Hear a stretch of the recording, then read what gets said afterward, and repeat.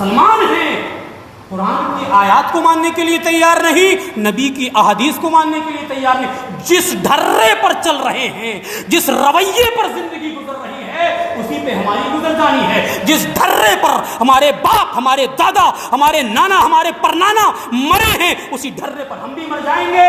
کیا قرآن ہے، کیا حدیث ہے، کچھ سمجھ میں نہیں آ ہو جائیں تو بن سکتے ہیں خورشید مبین، ورنہ ان بکھرے ہوئے تاروں سے کیا بات بنے۔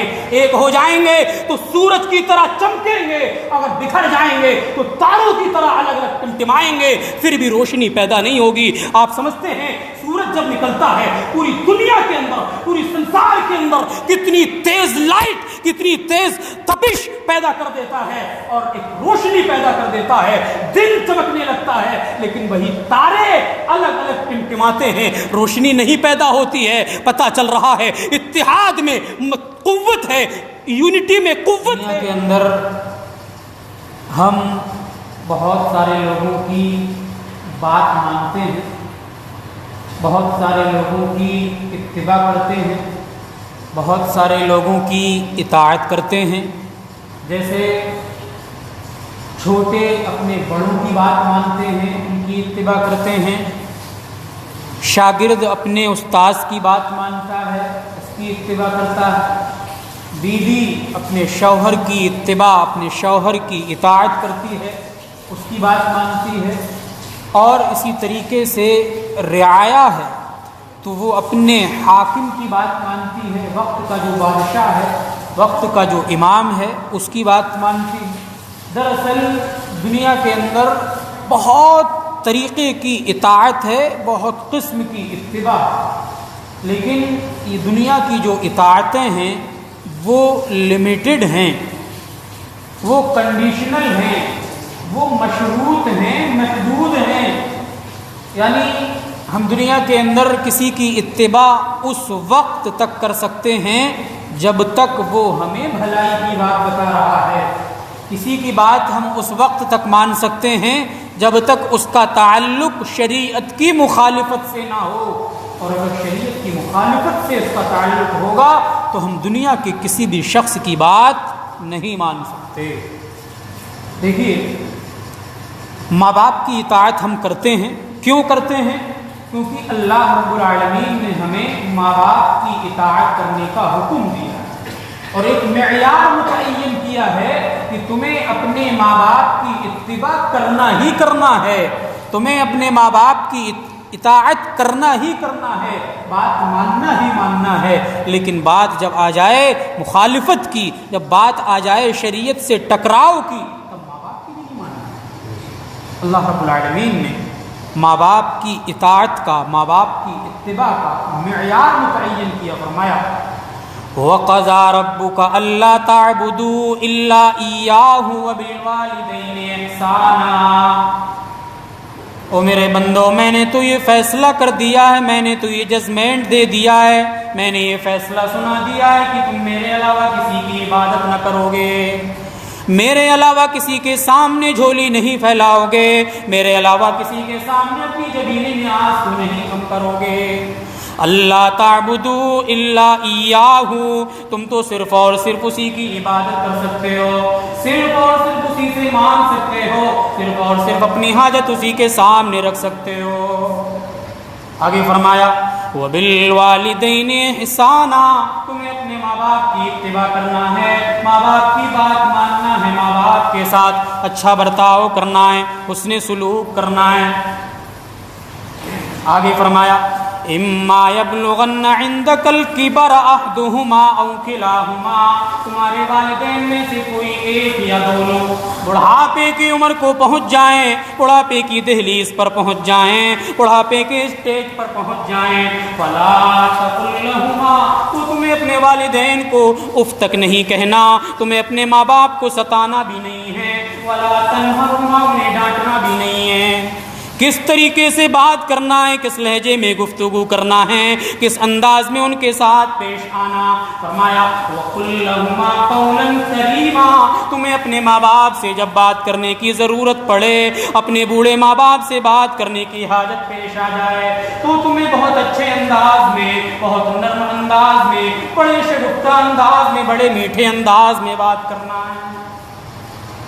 اس کے بعد فرمایا تمہارے والدین دنیا میں ہوں یا نہ ہوں، تمہارے والدین بوڑھے ہوں یا جوان ہوں، تمہارے والدین دنیا میں موجود ہوں یا دنیا سے گزر گئے ہوں، ایک دعا بتائی کہ والدین کے حق میں دعا بھی کرتے رہنا۔ وَقُلْ لَهُمَا قَوْلًا كَرِيمًا وَاخْفِضْ لَهُمَا جَنَاحَ الذُّلِّ مِنَ الرَّحْمَةِ وَقُلْ رَبِّ ارْحَمْهُمَا كَمَا رَبَّيَانِي صَغِيرًا۔ ماں باپ کے حق میں دعا بھی کرتے رہنا، ان کے لیے دعا بھی مانگتے رہنا۔ اے اللہ ہمارے ماں باپ پر اسی طریقے سے رحم فرمانا جس طریقے سے ہمارے ماں باپ نے بچپن میں ہمیں پالا تھا، گرمی سے بچا بچا کر کے، سردی سے بچا بچا کر کے، برسات سے بچا بچا کر کے ہمارے اوپر رحم کیا تھا، ہماری پرورش کی تھی، ہر طریقے سے ہماری دیکھ بھال کی تھی۔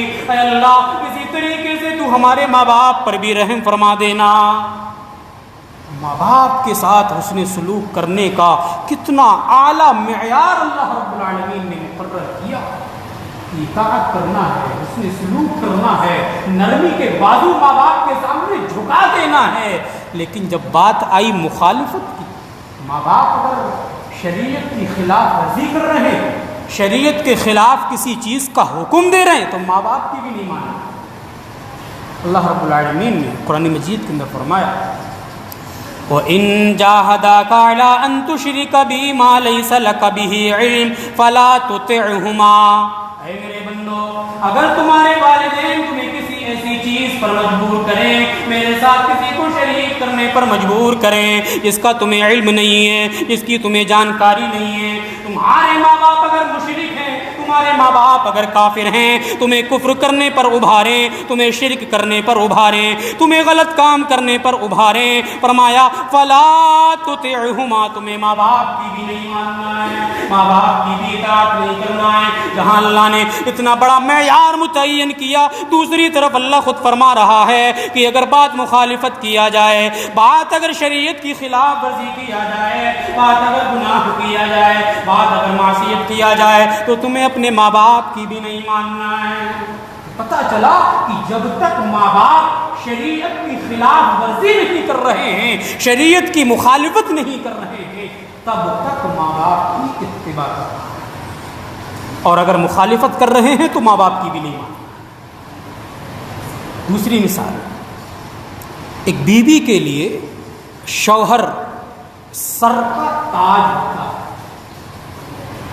بیوی کے لیے شوہر کہہ لیجئے دنیا کی سب سے بڑی نعمت ہوتی ہے، اور اسی لیے شریعت کے اندر شوہر کا، مرد کا بہت اونچا مقام ہے۔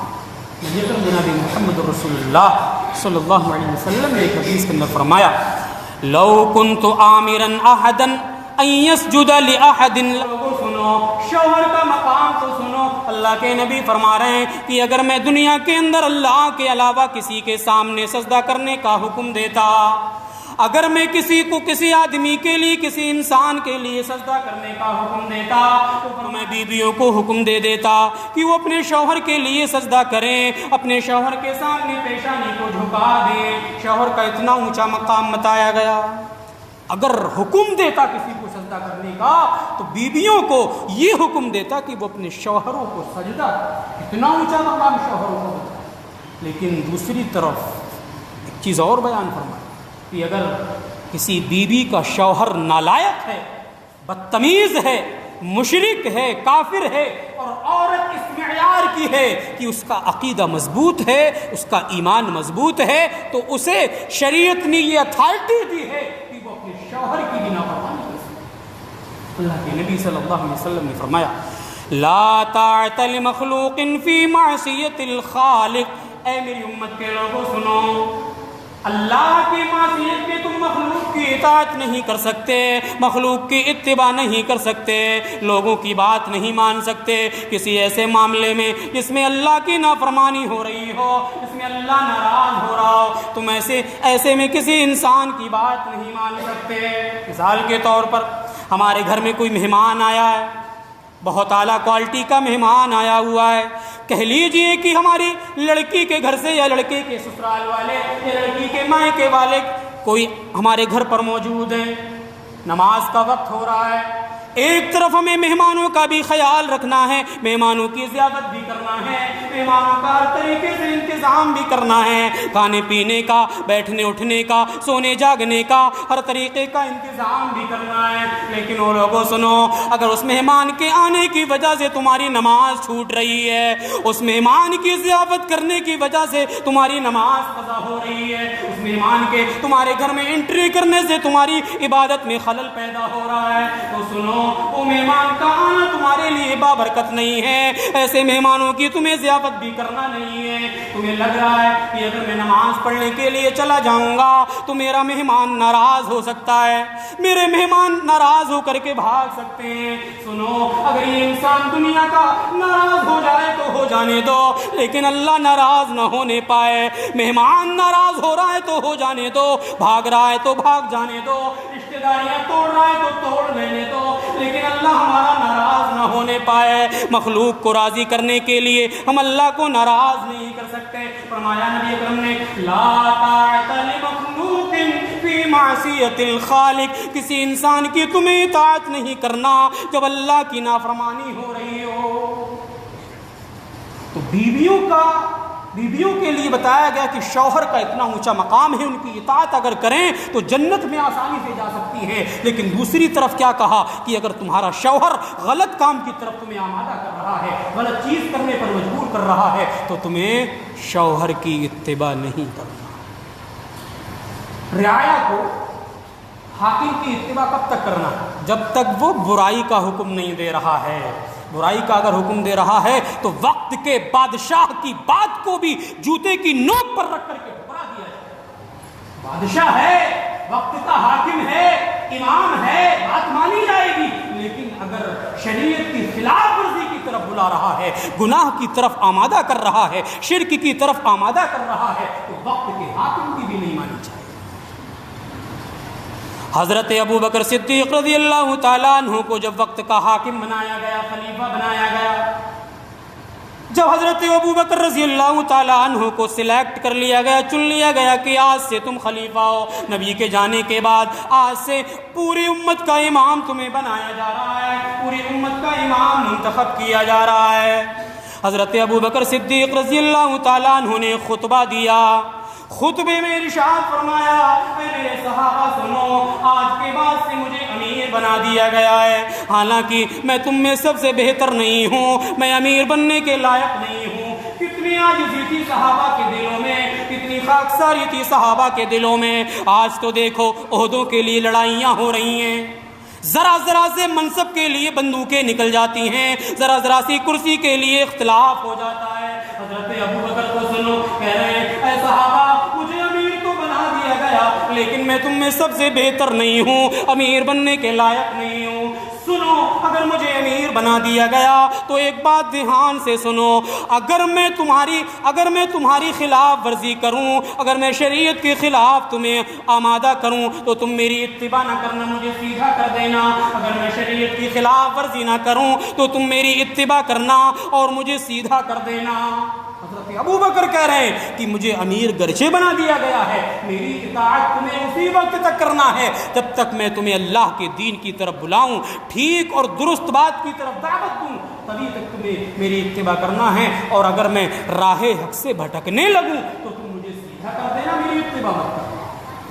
تو پتہ چل رہا ہے والدین کی اطاعت، شوہروں کی اطاعت یا وقت کے حاکم کی اطاعت یہ کنڈیشنل ہے، شرط لگی ہوئی ہے کہ جب تک یہ برائی کی طرف نہ بلائیں تب تک اتباع کرنا ہے، اور اگر برائی کی طرف، شرک کی طرف، کفر کی طرف بلا رہے ہیں تو ان کی اتباع نہیں کرنا۔ لیکن ایک اتباع ایسی ہے جو انکنڈیشنل ہے، غیر مشروط ہے، اس کے ساتھ میں کوئی شرط نہیں لگی ہوئی، بات آ جائے تو ماننا ہی ماننا، حدیث جب آ جائے تو جھکنا ہی جھکنا، سیلنڈر اپنے آپ کو کرنا ہی کرنا ہے، اس میں چونچرا نہیں چلے گی، اس میں یہ اور وہ نہیں چلے گا، اس میں کسی پیر ولی کا قول نہیں چلے گا، کسی امام کی بات نہیں چلے گی۔ کیوں؟ حدیث رسول تمہیں ماننا ہی پڑے گا. یہ ہمارے اور آپ کے لیے بنیادی ذمہ داری ہے. اللہ رب العالمین نے فرمایا وما آتاکم الرسول فخذوہ وما نہاکم عنہ فانتہوا. اے میرے بندو رسول کی اطاعت کا مقام تو دیکھو. رسول کی اطاعت تمہیں کس طریقے سے کرنا ہے. رسول تمہیں جو کچھ بھی دیں اسے لے لو. جس چیز کا بھی حکم دیں اس کو ایکسیپٹ کر لو, مان لو. جس چیز سے تمہیں روکے منع کریں اس سے رک جاؤ. یہی اطاعت کا معیار ہے. اس میں یہ نہ شوشہ لگاؤ کہ ارے ایسا کر لو, ارے تھوڑا ویسا کر لو. اس میں یہ اور وہ لگانے کی گنجائش ہی نہیں. جب حدیث آ گئی تو اسے تمہیں ماننا ہی ماننا ہے. جب حدیث نے کسی چیز سے منع کر دیا تو اس سے رکنا ہی رکنا ہے. یہ اطاعت کا معیار ہے. حدیث جب آئی ہے تو مسلمان ہونے کی حیثیت سے کسی بھی مسلک کا ہو, یہ مسلک تو ہمارے بنائے ہوئے ہیں, یہ فرقے تو ہمارے بنائے ہوئے ہیں. مسلمان تو صرف ایک ہوتا ہے, اللہ کی وحدانیت کو ماننے والا, رسول کی رسالت کو ماننے والا. اگر وہ مسلمان ہے تو حدیث رسول آنے کے بعد چوں چرا کی یہ اور وہ کی گنجائش نہیں رہ جاتی ہے. سوال یہ ہے کیوں کریں ہم رسول کی اطاعت. بہت سارے لوگ مل جائیں گے آپ کو مارکیٹ میں کہنے والے کیوں کریں ہم رسول کی اطاعت, جیسی کٹ رہی کٹ جانے دو, جیسی گزر رہی گزر جانے دو, کیوں رسول کی اتباع کریں. ان کے لیے جواب, پہلا جواب یہ ہے رسول کی اطاعت اس لیے ضروری ہے کیونکہ رسول صلی اللہ علیہ وسلم کی جو ذات ہے, جو شخصیت ہے, وہ ہر اعتبار سے معصوم. معصوم کا مطلب پتہ ہے, معصوم کا مطلب پاک, ہر عیب سے, ہر چیز سے, ہر برائی سے پاک ذات اگر کوئی ہے اس دنیا کے اندر اللہ کے بعد تو وہ امام کائنات جناب محمد الرسول اللہ صلی اللہ علیہ وسلم کی ذات ہے. اس لیے ہمیں رسول کی اطاعت کرنا ضروری ہے. اللہ کے رسول کے علاوہ کوئی بھی ذات اس لائق نہیں ہے جو ہر اعتبار سے معصوم ہو, پاک. مثال کے طور اللہ کے رسول صلی اللہ علیہ وسلم کا جو عمل تھا, آپ جو کرتے تھے, جو دن بھر کی ایکٹیویٹیز تھی, وہ بھی معصوم, ہر چیز سے پاک, برائی سے پاک. ابھی امام کائنات کو نبی نہیں بنایا گیا, ابھی نبوت کا بوجھ آپ کے کندھے پر نہیں ڈالا گیا. مکہ کے کافر بھی, مکہ کے مشرک بھی نبی کو کس نام سے جانتے تھے. نبی کو کہا کرتے تھے ما جربنا علیک الا صدقا. اے نبی ہم نے آپ کو تو ہمیشہ سچ بولتے پایا. آج آپ کے کندھے پر نبوت کا بوجھ ڈال دیا گیا, تب تو آپ کی ذمہ داری اور بڑھ گئی. نبی بنائے جانے سے پہلے آپ کو کبھی ہم نے جھوٹ بولتے ہوئے نہیں پایا. حضرت خدیجہ کہتی ہیں آپ کا عمل نبوت سے پہلے, نبی بنائے جانے سے پہلے کیا تھا. آپ غریبوں کی مدد بھی کر دیا کرتے تھے, آپ محتاجوں کا سہارا بھی بن جایا کرتے تھے, آپ جھوٹ کبھی زندگی میں نہیں بولا کرتے تھے. نبی بنائے جانے سے پہلے اللہ کے نبی کا یہ عمل تھا. اسی لیے اللہ تعالیٰ نے فرمایا ما ضل صاحبکم وما غوی. اے لوگوں سنو, تمہارا جو نبی ہے, تمہارا جو پیغمبر ہے, تمہارا جو امام ہے, تمہارا جو ولی ہے, وہ نہ غوایت میں مبتلا ہے, نہ ضلالت میں مبتلا ہے. اس کا عمل معصوم ہے, بھٹکا ہوا نہیں.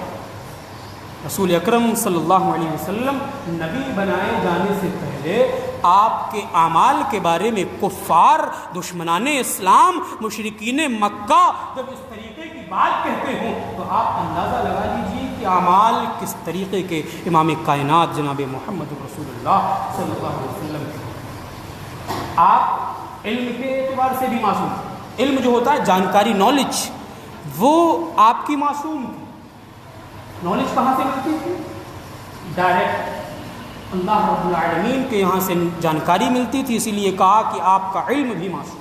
اللہ رب العالمین نے فرمایا وما ينطق عن الهوى ان هو الا وحی یوحى. او لوگو, امام کائنات جناب محمد رسول اللہ صلی اللہ علیہ وسلم اپنی خواہش سے کچھ نہیں بولتے, اپنی مرضی سے کچھ نہیں بولتے, وہ تو وہی بولتے ہیں تو اللہ تعالیٰ آسمان سے پیغام نازل کرتا ہے, انہی چیزوں کا تمہیں حکم دیتے ہیں جو اللہ تعالیٰ اوپر سے احکام نازل کرتا ہے. تو پتہ چلا آپ کا علم, آپ کو جو سکھانے والا ہے, جو استاد ہے, آپ کا جو ٹیچر ہے, وہ بھی معصوم. بہت سارے مقامات پر ایسا ہوتا ہے, پڑھنے والا ٹھیک ہے, پڑھانے والا خراب. پڑھنے والا جو بچہ ہے، طالب علم ہے، اس کا عقیدہ، اس کا ایمان، اس کا اسلام سب کچھ ٹھیک ٹھاک ہے، لیکن پڑھانے والا ایسا مل گیا جس نے اس کا عقیدہ بگاڑ کر کے رکھ دیا، ایمان میں خلل پیدا کر کے رکھ دیا، مشرک بنا کر کے رکھ دیا. پتہ چلا کہ ٹیچر کا صحیح ہونا بھی بہت ضروری ہے. ٹیچر اگر ہمارے بچوں کے صحیح نہیں ہوں گے تو ہمارے بچے بگڑ سکتے ہیں. آپ دیکھیں سماج میں کیا چل رہا ہے. ہماری بیٹیاں، ہماری بہنیں جو آج کالجز اور یونیورسٹیز کی زینت بنی ہوئی ہیں، کس لیے یہ سب عذاب آیا ہوا ہے؟ اسی لیے یا تو ٹیچر ٹھیک نہیں ہے یا پھر وہاں کی تعلیم کا سسٹم ٹھیک نہیں ہے. اسی لیے ہماری بہنیں، ہماری بیٹیاں ہمارے ہاتھ سے نکلتی چلی جا رہی. اس لیے تعلیم کے لیے ٹیچر کا درست ہونا بھی ضروری ہے، ماحول کا درست ہونا بھی ضروری ہے، تبھی ہم تعلیم سیکھ سکتے ہیں، ورنہ ہمارا عقیدہ، ہمارا ایمان سب گڑبڑ آ جائے. نبی اکرم جناب محمد رسول اللہ صلی اللہ علیہ وسلم کا جو ٹیچر تھا وہ حضرت جبریل علیہ السلام، وہ بھی معصوم تھا. اللہ نے فرمایا علمہ شدید القوا، نبی کو جو سکھانے والا ہے، نبی کو جو تعلیم دینے والا ہے، نبی کے پاس اللہ کے جو احکامات لے کر کے پہنچنے والا ہے، وہ بھی ہر اعتبار سے معصوم ہے، ہر اعتبار سے مبرہ ہے، پاک ہے. سب چیزیں پاک ہیں، سب چیزیں گناہوں سے بری ہیں، برائیوں سے بری ہیں. آپ کا دل، آپ کی عقل، آپ کی بصارت، آپ کی نگاہ سب معصوم ہے. ما کذب الفؤاد ما رأى ما ذاق البصر وما طغى. آپ کا دل ہے وہ بھی معصوم ہے، آپ کی جو نگاہ ہے وہ بھی معصوم ہے. آپ کی نگاہ کبھی کسی غلط چیز کی طرف نہیں پڑی، آپ کے دل میں کبھی غلط خیال پیدا نہیں ہوا. ہر اعتبار سے اگر کوئی ذات معصوم ہے تو وہ امام کائنات جناب محمد رسول اللہ صلی اللہ علیہ وسلم کی ہے. اسی لیے آپ کی اتباع کرنا ضروری ہے. دوسرا جواب، ہم رسول کی اتباع کیوں کریں؟ اس کا دوسرا جواب یہ ہے، حضرت جبریل علیہ السلام اللہ کے پاس سے جو وحی لے کر کے آتے تھے، اس وحی کی اتباع کرنے کا حکم اللہ نے دے دیا. یعنی جو وحی حضرت جبریل آپ کے پاس لے کر کے پہنچ رہے ہیں، اس وحی کے سلسلے میں اللہ رب العالمین فرما رہا ہے کہ تمہیں اس کی اتباع، اس کی اطاعت کرنا ضروری ہے. اسی لیے ہمیں پتہ چلتا ہے کہ ہمیں رسول کی اطاعت کرنا ضروری ہے. اللہ رب العالمین نے فرمایا اتبعوا ما انزل الیکم من ربکم ولا تتبعوا من دونه اولیاء. اے میرے بندو، تمہارے رب کی طرف سے تمہارے اوپر جو کچھ نازل کیا گیا ہے، جو احکامات نازل کیے گئے، جو قرآن کریم نازل کیا گیا، اس کی تمہیں اتباع کرنا، اس کے پیچھے چلنا ہے، اس کی بات ماننا ہے. وَلَا تَتَّبِعُوا مِن دُونِهِ أَوْلِيَاءَ. اللہ کے احکامات کے نازل کردہ جو احکامات ہیں اس کے علاوہ کسی کی اتباع نہیں کرنا ہے، کسی کی بات نہیں ماننا ہے. قرآن سے اگر کسی کی بات ٹکرا جاتی ہے تو ہمیں اس کی بات نہیں ماننا. جب تک وہ قرآن کی دعوت دے رہا ہے، حدیث کی دعوت دے رہا ہے، تب تک ماننا ہے. پتہ چلا کہ ہمیں وحی کی جو اللہ کے رسول صلی اللہ علیہ وسلم کے پاس نازل ہوتی تھی اس کی اتباع کرنا ضروری ہے. اللہ رب العالمین نے ایک جگہ پر تو کہا کہ مضبوطی سے پکڑ لو. یہ جو وحی حضرت جبریل آپ کے پاس لے کر کے آتے تھے، اللہ کے جو احکامات لے کر کے نازل ہوتے تھے، اس کو مضبوطی سے پکڑ لو. پکڑو گے نہیں تو ڈگمگا جاؤ گے، جھول آ جائے گا، ایمان میں خلل پیدا ہو جائے گا. کوئی بھی آ کر کے بہکا دے گا، پھسلا دے گا، تمہارے ایمان میں گڑبڑی پیدا کرا دے گا. اس لیے کہا مضبوطی سے پکڑ لو. پکڑنے کا کیا مطلب ہوتا ہے؟ پکڑنے کا مطلب یہ ہوتا ہے کہ اگر آپ کسی کو مضبوطی سے پکڑے ہیں تو کوئی پیچھے سے دھوکے سے آ کر کے بھی دھکا دے گا تو شاید امید کے ساتھ یہ بات کہی جا سکتی ہے کہ آپ گریں گے نہیں. کیوں؟ آپ کا جو ساتھی ہے اس کو آپ نے مضبوطی سے پکڑ رکھا. اسی لیے کہا کہ شریعت کو، قرآن کو، حدیث کو مضبوطی سے پکڑ لینا. فرمایا فَاسْتَمْسِكْ بِالَّذِي أُوحِيَ إِلَيْكَ إِنَّكَ عَلَىٰ صِرَاطٍ مُسْتَقِيمٍ. اے نبی، آپ کی جانب جو وحی نازل کی گئی، جو پیغامات نازل کیے گئے، جو احکامات نازل کیے گئے، آپ اس کو مضبوطی سے پکڑ لیں. إِنَّكَ عَلَىٰ صِرَاطٍ مُسْتَقِيمٍ. آپ تو سیدھے راستے پر ہیں. پکڑنے کا حکم دیا. یہاں وحی نبی کو پکڑنے کا حکم دیا جا رہا ہے. پتہ چل رہا ہے کہ نبی اکرم جناب محمد الرسول اللہ صلی اللہ علیہ وسلم کے اوپر جو احکامات نازل کیے گئے ان کو ہمیں مضبوطی سے پکڑنا ہے. تب ہم گمراہ ہیں۔ آپ کی زبان سے جو کچھ بھی نکلتا تھا وہ سب معصوم تھا۔ یہ آپ کا مقام ہے، آپ کی ذات اتنی اعلیٰ تھی، اتنی عرفہ تھی کہ آپ کی ذات سے جو کچھ بھی نکلتا تھا وہ سارا کا سارا معصوم ہے۔ ایک صحابی ہے حضرت عبداللہ بن عمرو، وہ کہتے ہیں نبی اکرم جناب محمد الرسول اللہ صلی اللہ علیہ وسلم جو بھی اپنی زبان سے بولتے تھے، جو حدیث بھی آپ صحابہ سے بیان کرتے تھے، صحابہ کے سامنے سنایا کرتے تھے، میں اس کو لکھ لیا کرتا تھا۔ حضرت عبداللہ ابن عمرو کہہ رہے ہیں کہ نبی جو بھی اپنی زبان سے بولا کرتے تھے، جو حدیث بھی ہمیں سنایا کرتے تھے، میں اس کو لکھ لیا کرتا تھا تاکہ میں اس کو آگے چل کر کے یاد کر لوں، حفظ کر لوں۔ ایک دن کیا ہوا، حضرت عبداللہ ابن عمرو کہتے ہیں کہ قریش کے لوگوں نے مجھے منع کر دیا، قریش کے لوگوں نے مجھے بہکا دیا کہ نبی تو ایک بشر ہیں، تم تو ساری کی ساری باتیں لکھ لیتے ہو، نبی غصہ میں بھی بولتے ہیں، خوشی میں بھی بولتے ہیں۔ اے عبداللہ تم تو ساری کی ساری باتیں نوٹ کر لیتے ہو، حالانکہ نبی تو ایک بشر ہیں، انسان ہیں۔ وہ لوگوں کفار مکہ کا، کفار قریش کا بھی عقیدہ دیکھو، نبی کو بشر مان رہے ہیں، لیکن آج امت کا ایک بڑا طبقہ نبی کو بشر ماننے کے لیے تیار ہی نہیں ہے۔ وہ تو کہتا ہے کہ ہمارے نبی تو نور ہے، ہمارے نبی کو نور سے پیدا کیا گیا، اللہ نے نور سے ہمارے نبی کو بنایا۔ یہاں مکہ کے کافر بھی، مکہ کے مشرک بھی کہہ رہے ہیں کہ تمہارا نبی ایک بشر ہے، وہ تو غصہ میں بھی بولتا ہے اور خوشی میں بھی بولتا ہے، تم ساری کی ساری باتیں کیوں لکھ لیتے ہو؟ قریش کے لوگوں کا عقیدہ دیکھو، وہ کہہ رہے ہیں کہ نبی بشر ہیں، اور یہاں امت کا ایک بڑا طبقہ ماننے کے لیے تیار ہی نہیں ہے کہ نبی بشر ہے، جبکہ اللہ نے کھلے الفاظ میں کہا قل انما انا بشر، اے نبی آپ کہہ دو کہ میں بشر ہوں، انسان ہوں۔ اس کے بعد باوجود مسلمان ہیں، قرآن کی آیات کو ماننے کے لیے تیار نہیں، نبی کی احادیث کو ماننے کے لیے تیار نہیں۔ جس ڈھرے پر چل رہے ہیں، جس رویے پر زندگی گزر رہی ہے، اسی پہ ہماری گزر جانی ہے۔ جس ڈھرے پر ہمارے باپ، ہمارے دادا، ہمارے نانا، ہمارے پرنانا مرے ہیں، اسی ڈھرے پر ہم بھی مر جائیں گے۔ کیا قرآن ہے، کیا حدیث ہے، کچھ سمجھ میں نہیں آتا۔ پتہ چلا کہ جب تک ہم اپنے عقیدے کو درست نہیں کریں گے، ہمارا ایمان مضبوط نہیں ہوگا، تب تک دنیا بھی نہیں سنورے گی، آخرت بھی نہیں سنورے گی۔ ایک دن قریش نے منع کر دیا، اے عبداللہ تمہارے نبی تو ایک بشر ہیں، غصہ میں بھی بولتے ہیں اور خوشی میں بھی بولتے ہیں، ساری کی ساری باتیں کیوں نوٹ کر لیتے ہو؟ حضرت عبداللہ کہتے کہ میں رک گیا، میں نے لکھنا بند کر دیا۔ ایک دن میں نے نبی اکرم سے ذکر کیا، اے نبی ایسا ایسا معاملہ ہے، قریش نے مجھے لکھنے سے منع کر دیا، فرمایا کہ تمہارے نبی تو ایک بشر ہیں، غصہ میں بھی بولتے ہیں، خوشی میں بھی بولتے ہیں۔ اے اللہ کے نبی میں نے احادیث کو لکھنا بند کر دیا، میں نے جو وحی آپ کے اوپر نازل ہوا کرتی تھی وہ لکھنا بند کر دیا۔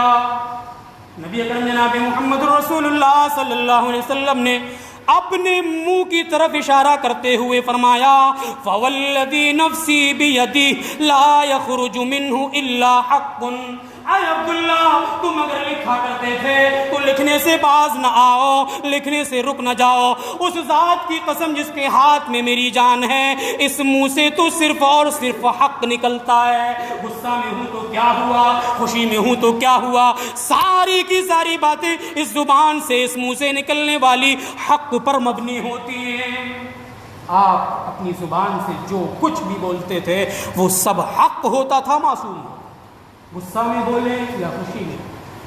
اسی لیے ہمیں نبی اکرم جناب محمد رسول اللہ صلی اللہ علیہ وسلم کی اتباع کرنا چاہیے۔ تیسرا جواب، ہم رسول کی اتباع کیوں کریں، اس کا جواب یہ ہے تیسرا کہ ہمارے نبی ہمیں جہنم سے بچانے کے لیے آئے تھے، اپنی امت کی فکر کر کے آئے تھے کہ امت کو جہنم سے کس طریقے سے بچایا جائے۔ سجدے میں آنسو بہایا کرتے تھے، روتے تھے، اور وہ حدیث بھی آپ نے سنی ہے، میدان محشر میں بھی اپنی امت کو پیارے نبی بھولیں گے نہیں، اتنی محبت اپنی امت سے کرتے تھے، راتوں دن اپنی امت کے لیے، طائف والوں کے لیے اللہ کے نبی صلی اللہ علیہ وسلم دعا کرتے تھے۔ تب ہمیں اس نبی کی اتباع نہیں کرنا چاہیے، جو نبی ہمیں جہنم سے بچانے کے لیے آئے اس کی ہمیں اتباع نہیں کرنا چاہیے۔ ان کی احادیث پر عمل نہیں کرنا چاہیے؟ بالکل کرنا چاہیے۔ اللہ رب العالمین نے قرآن مجید کے اندر فرمایا وَاعْتَصِمُوا بِحَبْلِ اللَّهِ جَمِيعًا وَلَا تَفَرَّقُوا، اے میرے بندو تم سارے کے سارے لوگ مل کر کے اللہ کی رسی کو مضبوطی سے تھام لو، ولا تفرقوا، فرقوں میں بٹنے کی کوشش نہ کرو۔ آج تو نہ جانے کتنے کتنے فرقے پیدا ہو گئے، کتنے کتنے مسلک پیدا ہو گئے۔ یہ مسلک، یہ بریلویت ہے، یہ حنفیت ہے، یہ دیوبندیت ہے، یہ شیعہ ہے، یہ سنی ہے، یہ اہل حدیث ہے، نہ جانے کتنے فرقوں میں آج مسلمان بٹ گئے، جبکہ اللہ جو ہمارا خالق ہے، جو ہمارا مالک ہے، جو ہمارا رازق ہے، ہر چیز ہمیں میسر کرنے والا ہے، ہر چیز کا انتظام ہمارے لیے کرنے والا ہے، وہ ہمیں حکم دے رہا ہے وَاعْتَصِمُوا بِحَبْلِ اللَّهِ جَمِيعًا، اے میرے بندو تم سارے کے سارے لوگ اللہ کی رسی کو مضبوطی سے پکڑ لو، وَلَا تَفَرَّقُوا، ٹولیوں میں نہ بٹو، گروہوں میں نہ بٹو۔ اتنے گروہ پیدا ہو گئے آج، اتنے گروہ پیدا ہو گئے کہ آپ شمار نہیں کر سکتے۔ چند لوگ اکٹھا ہوئے، انہوں نے ایک گروہ بنا لیا، ایک فرقہ بنا لیا، ہم فلاں ہیں، ہم فلاں ہیں۔ اللہ کہہ رہا ولا تفرقوا، فرقوں میں مت بٹو۔ فرقہ واریت یہ اتنا بڑا فتنہ ہو گیا، آج کوئی کسی سے ملنے کے لیے تیار نہیں ہے، دعا سلام کرنے کے لیے تیار نہیں، ارے یہ تو وہ ہے، یہ تو وہ ہے، یہ اس مسلک کا ہے، یہ اس مسلک کا ہے، یہ اس مذہب کا ہے، دعا سلام بند ہو جاتا ہے، شادی بیاہ میں آنا جانا بند ہوتا ہے، یہاں تک کہنے والے اتنے بدتمیز قسم کے ہوتے ہیں، یہاں تک کہتے ہیں کہ نکاح ٹوٹ جاتا ہے، کہ اللہ کہہ رہا ہے ولا تفرقوا، فرقوں میں مت بٹو۔ ابھی کل ہی کا حالیہ ایک واقعہ ہے، آپ کے ذہن و دماغ میں بٹھا دیں، جن کے ساتھ میں یہ واقعہ پیش آیا وہ اس مسجد میں الحمدللہ موجود بھی ہیں۔ دکان ہے، دکان پر کچھ لوگ آئے، ٹوپی لگا کر، داڑھی والے، جبہ پہن کر کے آئے، کھانے پینے کی چیز کھانے کے لیے آئے، بیٹھے، دکاندار سے کیا پوچھ رہے ہیں؟ اہل حدیثوں کی تو یہ دکان نہیں ہے، 24 نمبریوں کی تو یہ دکان نہیں ہے، اہل حدیث تو نہیں ہو تم؟ سامنے والا عقیدہ مضبوط ہے، ایمان مضبوط ہے، کیا ہوگا بتانے سے، کوئی عرض نہیں ہے، کوئی کھا تھوڑی جائے گا مار کر کے۔ کیا کہا؟ اہل حدیث ہیں، کھانا ہو کھاؤ نہ جاؤ۔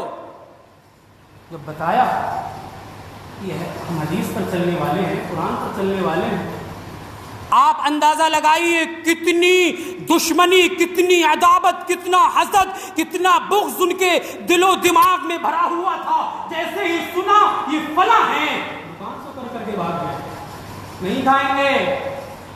اتنی دشمنی کہاں سے آئی آج مسلمانوں میں؟ اتنا بغض مسلمانوں کے دلوں میں کہاں سے پیدا ہوا؟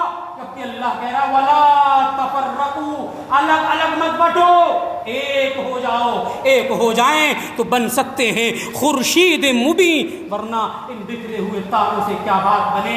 ایک ہو جائیں گے تو سورج کی طرح چمکیں گے، اگر بکھر جائیں گے تو تاروں کی طرح الگ الگ ٹمٹمائیں گے، پھر بھی روشنی پیدا نہیں ہوگی۔ آپ سمجھتے ہیں سورج جب نکلتا ہے پوری دنیا کے اندر، پوری سنسار کے اندر کتنی تیز لائٹ، کتنی تیز تپش پیدا کر دیتا ہے اور ایک روشنی پیدا کر دیتا ہے، دن چمکنے لگتا ہے، لیکن وہی تارے الگ الگ ٹمٹماتے ہیں، روشنی نہیں پیدا ہوتی ہے۔ پتہ چل رہا ہے اتحاد میں قوت ہے، یونٹی میں قوت ہے، متحد ہو جاؤ گے تو حالات بدل سکتے ہو، متحد ہو جاؤ تو بدل ڈالو نظام گلشن، منتشر ہو تو مرو، شور مچاتے کیوں ہو؟ منتشر ہوگے تو مارے جاؤ گے، گلی گلی میں پیٹے جاؤ گے، تمہیں پکڑ کر کے مار دیا جائے گا، کوئی پوچھنے والا تک نہیں ہوگا۔ ایک ہو جاؤ، ایک پلیٹ فارم پر جمع ہو جاؤ، کلمہ توحید پڑھا ہے، کلمہ رسالت پڑھا ہے تو الگ الگ مت بٹو، یہ خالق کائنات کہہ رہا ہے ولا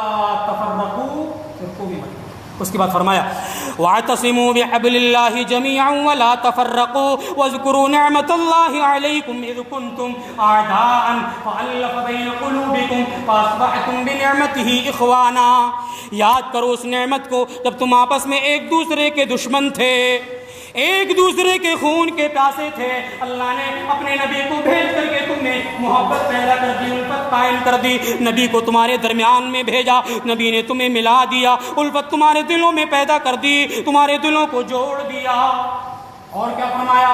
وَكُنْتُمْ عَلَى شَفَا حُفْرَةٍ مِّنَ النَّارِ فَأَنْقَذَكُم مِّنْهَا، تم تو آگ میں گرنے والے تھے، تم تو آگ کے دہانے پر کھڑے ہوئے تھے، اللہ نے نبی کو بھیج کر کے تمہیں آگ سے بچا لیا۔ تو نبی ہمیں اتحاد کی دعوت دینے کے لیے آئے تھے اور آگ سے بچانے کے لیے آئے تھے۔ اسی لیے کہا گیا کہ جتنے بھی انبیاء اس دنیا کے اندر آئے سب کی بعثت کا ایک ہی مقصد، ایک ہی پرپس تھا، وَلَقَدْ بَعَثْنَا فِي كُلِّ أُمَّةٍ رَسُولًا أَنِ اعْبُدُوا اللَّهَ، سب کی دعوت کا ایک ہی مشن تھا، أَنِ اعْبُدُوا اللَّهَ وَاجْتَنِبُوا الطَّاغُوتَ، ایک اللہ کی عبادت کرو، طاغوت یعنی شیطان کی عبادت سے بچ جاؤ۔ آج توحید کی دعوت دو، لوگ چڑھنے لگتے ہیں، گالیاں دینے لگتے ہیں، جبکہ سارے انبیاء کی بعثت کا مقصد توحید کا پرچار تھا۔ لیکن آج توحید کی دعوت لوگوں کو کڑوی لگتی ہے، ہضم نہیں ہوتی، لوگ بوخلا جاتے ہیں اور لوگوں کے دلوں میں ایک طیش پیدا ہو جاتا ہے۔ حالانکہ سارے انبیاء کی بعثت کا مقصد، اللہ نے فرمایا کہ ہم نے اسی لیے بھیجا تاکہ صرف ایک اللہ کی عبادت کی جائے، شیطان یعنی طاغوت، اللہ کے علاوہ جتنے بھی معبود ہیں ان سب کی خدائی کا دعویٰ جو کرنے والے ہیں ان سب کی عبادت سے بچا۔ تو نبی ہمیں جہنم کی آگ سے بچانے کے لیے آخری چیز ہے، بہت اہم ہے کہ ہمیں نبی کی اتباع اس لیے بھی کرنا چاہیے کیونکہ نبی کی پوری زندگی ہمارے لیے آئیڈیل اور نمونہ ہے، اسوہ ہے۔ کس طریقے سے نبی چلتے تھے، کس طریقے سے اٹھتے تھے، کس طریقے سے بیٹھتے تھے، کھانے کا طریقہ کیا تھا، پینے کا طریقہ کیا تھا، بیویوں کے ساتھ کس طریقے سے رہتے تھے، کام کاج کس طریقے سے کرتے تھے، بازاروں میں کس طریقے سے چلتے تھے، کس طریقے سے آپ اپنوں سے غیروں سے تعلق قائم کرتے تھے، ساری کی ساری زندگی اللہ نے ہمارے لیے نبی کی زندگی کو آئیڈیل بنا دی۔ اللہ نے فرمایا لَقَدْ كَانَ لَكُمْ فِي رَسُولِ اللَّهِ أُسْوَةٌ حَسَنَةٌ، اے میرے بندو رسول کی زندگی میں تمہارے لیے آئیڈیل موجود ہے، تمہارے لیے نمونہ موجود ہے۔ تم اگر کوئی کام کرنے کے لیے جاؤ تو پہلے دیکھ لو، ناپ لو، تول لو، جانچ لو، پرکھ لو، پیمانہ لگا لو کہ نبی نے اس چیز کا حکم دیا یا نہیں، نبی نے اس چیز سے منع کیا ہے یا نہیں۔ کوئی بھی کام کرنے کے لیے جاؤ، کھانے کے لیے جاؤ یا کوئی فنکشن کرنے کے لیے جاؤ، دیکھ لو، جانچ لو کہ نبی نے اس چیز کا حکم دیا ہے یا نہیں دیا ہے۔ اگر دیا ہے تو سر آنکھوں پر، اگر نہیں دیا ہے تو پیر کی جوتی کی نوک پر رکھ کر کے اسے ٹھکرا دو۔ یہی اتباع کا مفہوم ہے، یہی اطاعت کا مفہوم ہے۔ کوئی بھی حدیث آ جانے کے بعد ہمیں چونچرا کرنے کی گنجائش نہیں، دس اور دیٹ کرنے کی گنجائش نہیں ہے۔ حدیث جب آئی ہے تو اسے تو ماننا ہی ماننا ہے، ایک مسلمان کا عقیدہ ہونا چاہیے۔ اطاعت کا صحیح مفہوم یہی ہے کہ ہم اپنی منمانی نہ کریں، رسول نے، اللہ نے جو حکم دیا ہے اس حکم کو مانیں، انہی احکامات پر اپنی زندگی گزاریں، اسی طرز پر اپنی زندگی گزاریں،